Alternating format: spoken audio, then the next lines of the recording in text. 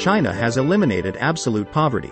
The country brought nearly 100 million rural residents living below the current poverty line out of poverty from 2013 to 2020.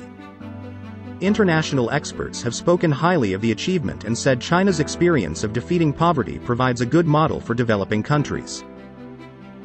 عندما تعلن الصين إنها قضت تماماً على الفقر وهذا إنجاز غير موجود في أي دولة في العالم.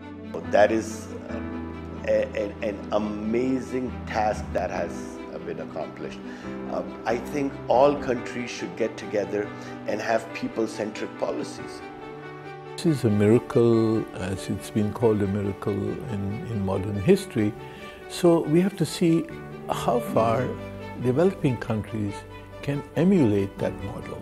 And that model obviously starts with agriculture, with human development, with infrastructure development as the foundations for growth. And we believe that China, with its experience of defeating poverty, can provide a good model and good support to developing countries in coming out of this.